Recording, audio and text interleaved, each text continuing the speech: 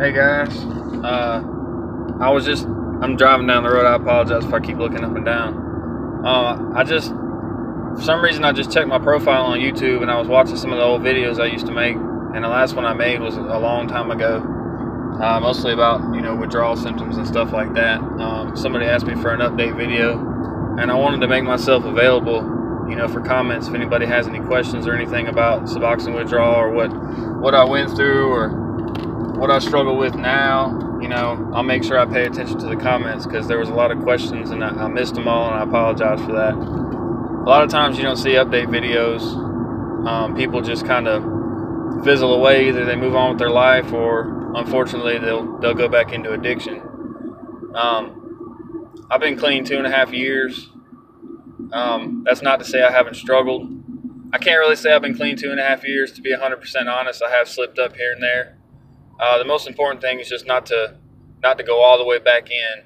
You have to pick up the pieces and move on. And I think people that are highly addicted to drugs like I was, every drug, really meth, shooting up, all that kind of stuff. It's a lifestyle, and it's something that's always going to be there, and those highs are always going to be something that's available to you. And me personally, what stops me now is, I have a daughter and a wife. Since graduating that program, Teen Challenge, I met my wife and had a baby, and moved to Mobile, Alabama, for a fresh start. My baby's a big motivation for me, and I just try to think about, the lowest point that I had. I try to think about, do I really want to be there again? And I think one of the biggest mistakes we can make as addicts is thinking that we can control something, that we can just do it one time and be fine. But with me, as far as I've come, I know the depression and how hard I'm going to be on myself for going back. And, when you're shooting dope, when you start putting needles in your arm again, not to be graphic, it's really depressing, and it's something that you're really ashamed of. And to be frank and totally honest, my wife would call me out in a second anyways.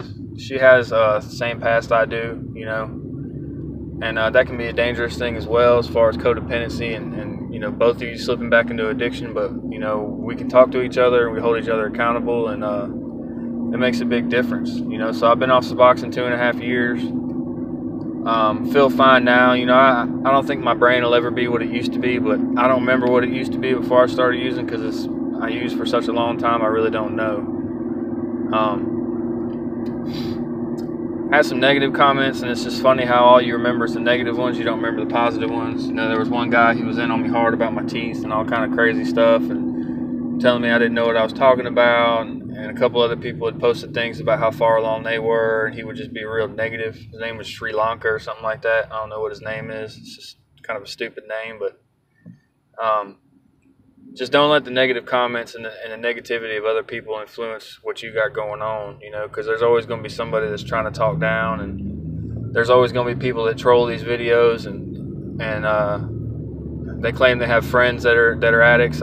Personally, I don't know anybody that's just going to watch Suboxone withdrawal videos unless they're actually on it themselves. I don't know any of my family that isn't on Suboxone that just says, I'm going to watch a Suboxone withdrawal video and see how these people feel. They just don't think about that, because they've got their own problems and issues.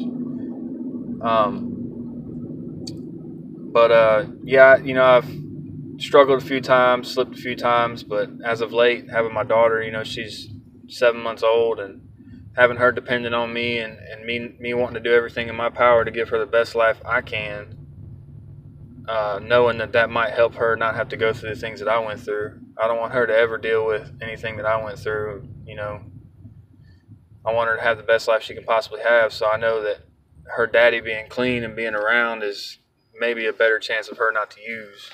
There's really nothing you can do to stop your child except educate them the best you can and be the best role model and example of what I guess you could call a good person really is. I got a good job now. I'm a warehouse manager at a building supply company. My wife works full time. We have a home and 2 cars, and some thousands in the bank and some thousands in checking, and things are going real good. And honestly, 2 years ago, I would have never thought that I'd be where I am now. And it's hard every day. I still get triggered. I still think about it. but it's just not strong enough to where I'm actually going to go do it. You know, I didn't move to Mobile to run away from my problems. A lot of people say you can't run away from your addiction, and that's very true. But you can get out of this. You can get out of the situations where you know people. You know, being in Pensacola, you know, I might run into somebody at the gas station or run into somebody at Walmart, or just know off the top of my head that I can call anybody anytime I'm having a bad day. In Mobile up here, it's really not like that. I've made it a point to not have connections, to not let people know that I used to be an addict. The only time I really talk about my addiction is if it's a testimony type thing, to try to share the Lord with somebody, because, you know, I'd like them to see how far I've came.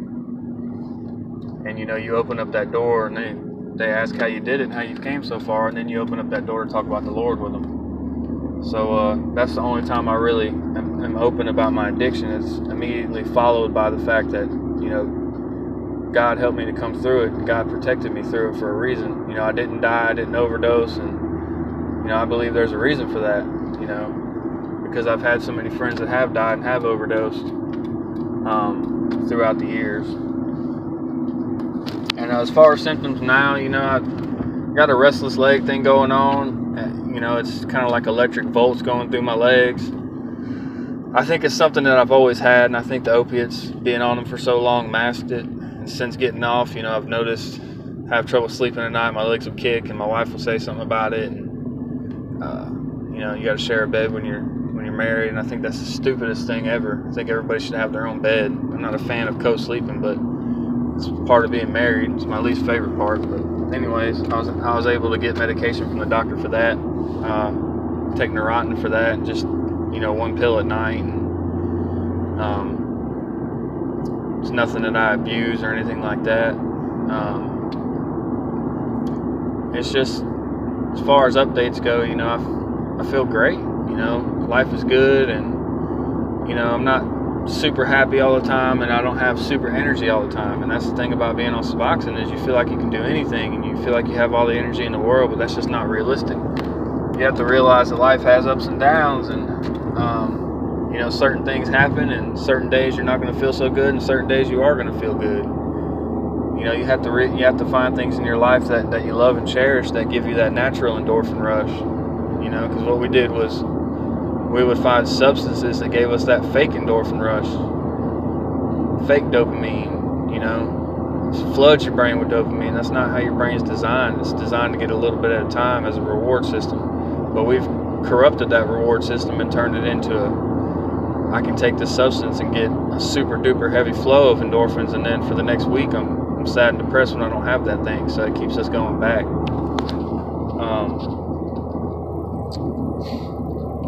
I don't really think there's anything else. You know, I did make it. You know, I made it out of it. Never thought I would. To anybody that's struggling with addiction, if there's a teen challenge around you, I highly recommend it. It was the hardest thing I ever did in my life, but it was the best thing I ever did in my life. You know, it's a very strict program, but if you do the program, it will change your life. And just be ready for when you get out, because you're going to be flooded with temptation. And you know, I was in there for 15 months, and as soon as I got out, you know, I was like, I'm free now. I got a really good job while I was in there with a buddy of mine, making really good money. And, you know, I had a couple grand in my pocket, and it was a heck of a temptation, because I was still in Pensacola, and I still had all the connections that I always had, because my connections were friends, like family. So even if I don't have money, I can still go to Pensacola and get what I need to get, just off the friend tip. But you know, I see those friends now. One of them just got busted for trafficking. He's gone. Got kids, and their kids are struggling, and just everybody's struggling. And there's very few that have made it out alive, and I'm thankful that I did. I'm trying to think if there's anything else I really wanted to talk about. Positive attitude is the best thing. You know, for me, number one would be the Lord, but if you're not a believer, positivity is key. I'd say make sure you're ready, but you're never going to be ready, so just go ahead and do it. Taper if you can. If you can't, you know, make the jump. And just know that it does get better. As far as timelines go, it's different for everybody. I had really bad restless legs before this, I'm pretty sure, so it just aggravated the condition, and it was the hardest thing for me to deal with was my legs hurting all the time. But you know, this too shall pass. It does get better.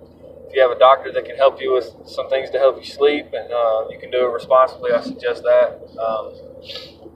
If you're on short-acting opiates, I don't suggest getting on Suboxone or methadone because it just makes it so much harder to get off of it. And that's about it. You know, if you guys have any questions or comments, leave them in the comment section. I'm gonna try hard to not get swayed or discouraged by the negative comments, because there was quite a few of them, and I guess that's just part of it. You know, there's always going to be people out there that are going to try to pull you back and hold you down, and you know, I'm a believer, so I believe they work for my enemy. You know, and if you're a believer, you know who the enemy is. You know, the Bible says we don't fight against flesh and blood, but against principalities and powers. And that means that the people that are in your life that are negative, they might have spirits inside of them that are working through them, that are causing these negative comments and are causing these things, because the Lord's at work in you, and there's a light shining in you, and the darkness can't stand that. You know, because when the light shines on darkness, it exposes all the evil that's really there. So don't let the negativity get you down. Surround yourself with people. You'll be surprised at how quickly your family relationships will mend. You know, when I got out, my parents would let me drive their car. They would give me money whenever I needed it, if I needed it, which I didn't because I had a good job and I wasn't blowing my money. It's amazing how much further money goes. It's just a better life. You know, it's not paranoid, scared. Am I going to go to jail and detox?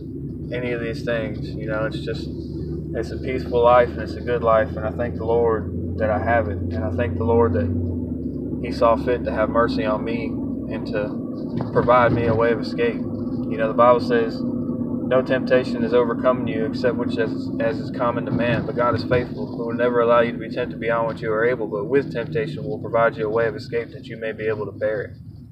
That's a mouthful. But basically what He's saying is He'll never face you with a temptation without facing you a way out, without a way of escape. Some people say the Lord will never give you more than you can handle. Doesn't say in the Bible. That says nowhere in the Bible that. Kind of like it doesn't say God helps those who help themselves. That's just something that somebody made up. But He will provide you a way of escape, whether it's prayer, whether it's somebody that you can be accountable to. If you got good friends or good family that you trust that you can talk to in your time of need, then do that. But again, any questions or concerns in the comments, I will answer them. I promise you that, because I'm going to start paying attention to this. And if there's any other things you want me to make videos about, just let me know. Pretty knowledgeable about all this stuff, and I'm pretty knowledgeable about the Lord as well. So hope y'all have a good day, and I look forward to the comments.